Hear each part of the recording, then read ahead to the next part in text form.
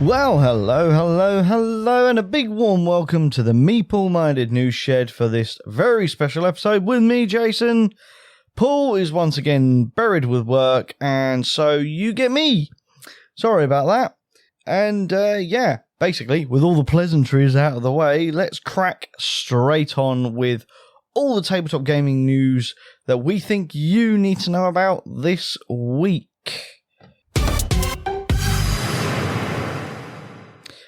Okay, guys, so first up this week, we are jumping headfirst into the 7th circle of hell, or at least that's where I thought I was when I saw this news. For those people out there that can't get enough of collecting, or dare I say playing, the likes of Monopoly and Scrabble, there is a new hybrid abomination on its way to the market. Publishers Hasbro and Winning Move are combining their forces to release Monopoly Scrabble, a new game that sees the real estate trading of Monopoly combined with the spelling competition of Scrabble. What this means in non-IP jargon is that instead of rolling dice to move around the familiar Monopoly board, players will be spelling out words using familiar Scrabble tiles, and then with the gained value of the created words, the players will then be able to move around the Monopoly board. If you place a word over a premium Scrabble square, it'll let you buy that property, like landing on a space in Monopoly. Opponents can then steal those properties from you by building off of the letter on the space. While Monopoly is, of course, very infamous for dragging on for hours upon hours, Monopoly Scrabble has specifically stated that it will apparently wrap up in under an hour, with the person with the most money across both cash and property value winning when the final letter tile is placed. Monopoly Scrabble is due to be released this autumn. So, if that's a game that you reckon you might like, it's an intriguing concept, I guess. Like, I was always terrible at Scrabble, and I hated Monopoly, but combining the two sounds like a very interesting kind of hybrid, like I said, in the 7th circle of hell. So, there you go. Two massive IPs are clashing themselves together to create Monopoly Scrabble. Next up, we have yet another big mashup happening, but this time it is not for a game itself, but indeed the formation of a new publisher from two established game designers. Apologies again for butchering these names inevitably as I will, but I believe it is Antonin Bowser, which is the designer of Hanabe, and Thomas Provost, the co-founder of Seven Wonders Studio Repost Productions. They've teamed up to form a new publishing company called Playpunk. The duo, who have previously worked together on the aforementioned Seven Wonders, the two-player game Seven Wonders Duel, and of course the spin-off title Seven Wonders Architects, announced the new publisher creation via a tweet from the company's official Twitter account. According to the announcement, for Playpunk, the studio will, quote, take time to mature its games and will have a limited catalogue, with the company placing an emphasis on supporting and challenging its authors as well as polishing its games. So that sounds pretty good. Playpunk has also already revealed two upcoming board games coming from the studio. One will be a family board game for 2 to 5 players called Captain Flip, which is set to be released in Q1 2024. And the second title has yet to receive a name, but is described by the studio as being an, quote, air quotes, expert game for 2 to 4 players.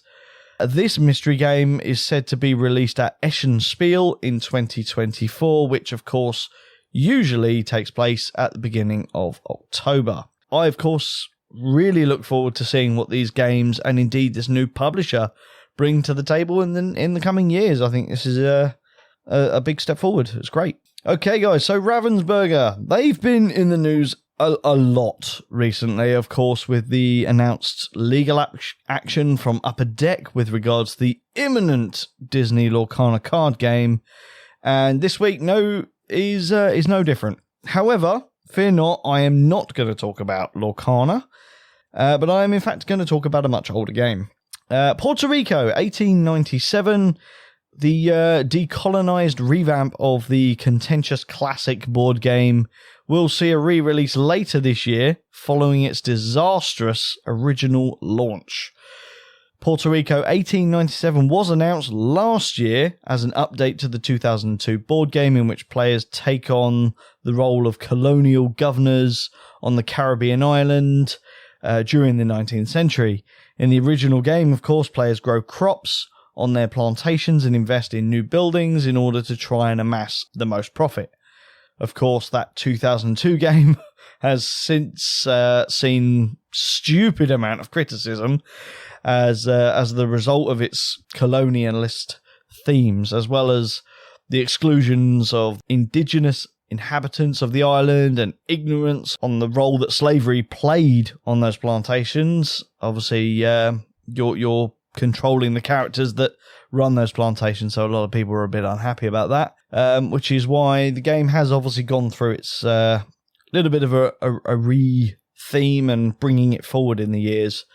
So Puerto Rico 1897 explicitly sought to update the game's theme to a later period of time after the island had abolished the slavery and had actually claimed back its autonomy from the Spanish colonizers. Publisher Ravensburger acknowledged the original game's theme of colonialism, confirming that 1897 would be designed in collaboration with, quote, a culturally diverse and representative team, including Puerto Rican cultural consultant Jason Perez. Puerto Rico 1897 debuted at German board game convention Eschenspiel in October 2022, followed by a full retail release in Europe at the end of the year, and then it received a US launch in February of 2023. The game's release was unfortunately beset by complaints of missing large numbers of components which were needed to play the game, as well as complaints of production oversights, including rulebook errors and text missing from building tiles that explained their unique effects. Subsequently, Ravensburger apologized for all the problems, announcing that it had halted the production of the game in order to correct the number of tiles and rulebook mistakes. In the meantime, the publisher allowed owners of the new edition to request the missing parts via its website. Moving on to now, Ravensburger have released its updated rulebook for Puerto Rico 1897, and it is available now as a digital PDF ahead of the re-release for the game via retailers this coming autumn. Okay guys, so at the time of the recording, it is just a matter of days until the official launch of Warhammer 40,000 10th edition, and it's fair to say that if you did not manage to get a pre-order in quickly a couple of weeks ago when it went live, you're pretty out of luck if you're looking for that big box, the Leviathan box, because, the Leviathan box contains 722 Space Marine and Tyranid miniatures. It's sold out on Games Workshop's website within hours, despite the publisher admitting, air quotes, preparation for a queue worthy of the Emperor himself. It clearly wasn't all that great, but it did extend it out a bit. It took hours rather than minutes. So past launches of those big expensive boxes have been plagued by the scalpers buying the games and then selling them on extortionate prices. And Games Workshop tried to implement this new queuing system, which, as we said, it did draw it out just a little bit, but it still wasn't really up to task, especially for something as big as 10th edition. A big edition change, you'd think that they'd just make enough product, or at least make a substantial amount of product that, you'd think it's a worldwide brand here, and they know roughly how many players they have. I think they knew what they were doing. They're creating this demand by not making enough, which unfortunately breeds the whole scalpers thing. So Games Workshop, if you really want to stop that, just make enough. It's pretty simple stuff. I can safely say that the players at my local club are certainly buzzing for the new edition, and to quote them, to say that they actually feel that it will help escalate the game to new levels with regards to being able to actually introduce new people into the hobby. That sounds great to me. Now, while the big boxes have sold out, apparently the actual core rulebooks will be available, and they have more than enough of those apparently, so might be worth having a trip down to your friendly local gaming store, popping your head round the door. You never know, you might even get lucky with one of the big boxes, but if you buy the rulebook, you've still got your miniatures, you can crack on playing the game. I think that's all the news I'm going to do for this week. So let's head over to the BGG hotness, which I know Paul likes to do. So for those of you unaware of what the hotness is, it is a list of games currently being searched and talked about on the tabletop gamers mecca that is Board Game Geek. And at the time of recording, the hottest games are number 5, Arcane Wonders Heat, Pedal to the Metal. It is still holding in there as people are finally managing to find copies for sale out there in the wild and are online shouting their excitement to finally have a copy that they can call their own. And again, loving all the components, loving the gameplay, and already screaming for those expansions. So Arcane Wonders, please, please, please, I'm joining them on this. Let's get those expansions out there and bring some more replayability to that amazing game.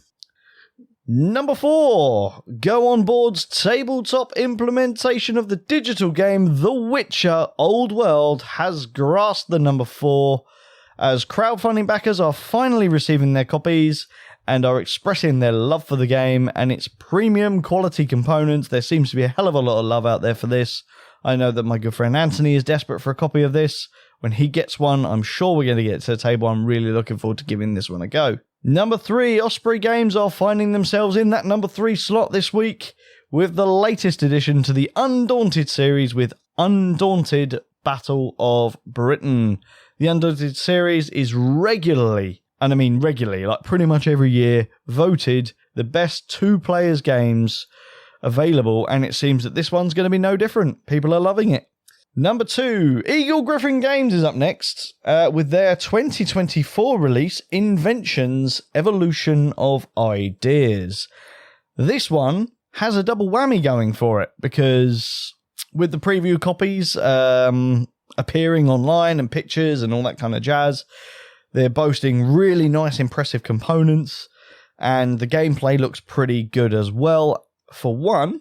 And then the second big thing is the name of the designer that's coming with it, because it is the next Vital Lacerda game. That always grabs enough buzz when one of their games is announced. So it is time to get those brains turned on, guys, because this is going to be a heavyweight BUT. And finally, number 1, it is Awaken Realms and acclaimed designer Stefan Feld are taking the number 1 spot this week with the Castles of Burgundy Special Edition. I haven't really seen why it's got to number 1, but I'm going to guess it's because it's been released and people are receiving copies and commenting on the quality of it, I guess.